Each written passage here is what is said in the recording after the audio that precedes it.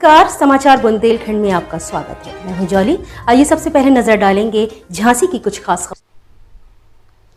झांसी में भारतीय प्रजाशक्ति पार्टी सामान्य वर्ग के अधिकारों की लड़ाई को राष्ट्रव्यापी करने जा रही है, जिसकी शुरुआत आज पदयात्रा करते हुए की गई।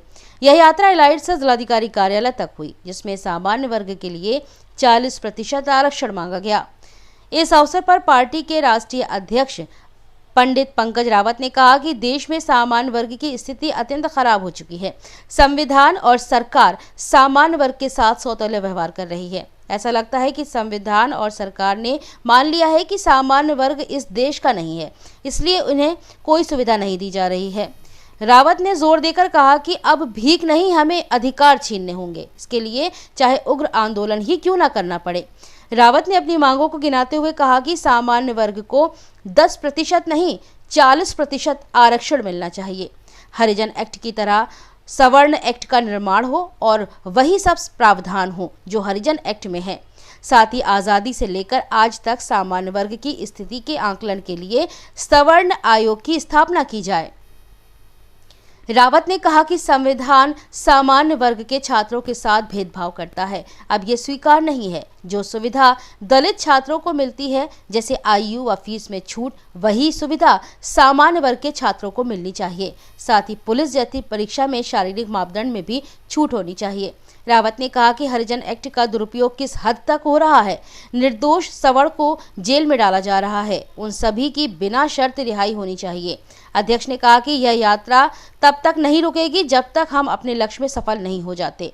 पदयात्रा में आनंद मुदगल, जितेंद्र श्रीवास्तव, राजेश तिवारी, अमित यादव, धर्णर शर्मा, जय किशन गोस्वामी, राधा रमण उपाध्याय, प्रघुन्न मिश्रा, सुदर्शन तोमर, अनुल, मनोज सोलंकी, सत्येंद्र मिश्रार, NP सिंह, श्रुति, पंकज भारद्वाज, सुनील प्रजापति, राकेश श्रीवास्तव, पवन नायक, सोनू गुप्ता, पंकज भारद्वाज, राकेश सिरोठिया, शशांक उपाध्याय, रोहित शर्मा, शालू प्रजापति, अंशुमान दीक्षित, विवेक पटेरिया, गौरव तिवारी सहित कई लोग मौजूद रहे। पंकज जी, आज जो आप लोग यहाँ पर नारेबाजी कर रहे हो, क्या मांगे आप लोग?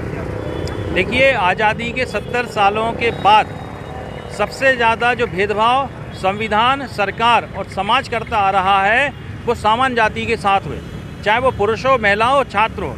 आपने देखा होगा कि हरिजन, SC, ST, OBC के लिए आरक्षण सुरक्षित है, लेकिन सामान्य वर्ग के लिए कोई भी आरक्षण सुरक्षित नहीं है। प्रधानमंत्री ने अभी गरीबों को जो 10% आरक्षण दिया है, हम लोगों की ये मांग है कि ये 10% आरक्षण हम लोगों को भीख में नहीं चाहिए। हम लोग ये चाहते हैं कि सामान्य वर्ग के लिए 40% सीटें सुरक्षित होनी चाहिए, चाहे वो नौकरी की हो, लोकसभा हो, विधानसभा हो, पंचायत हो, किसी में हो। साथ ही जैसे हरिजन है, हरिजनों के लिए हरिजन एक्ट है, वैसे ही अगर कोई व्यक्ति सामान्य वर्ग का अपमान करता है तो सवर्ण एक्ट की स्थापना भी होनी चाहिए और वही धारा होनी चाहिए जो हरिजन एक्ट में है।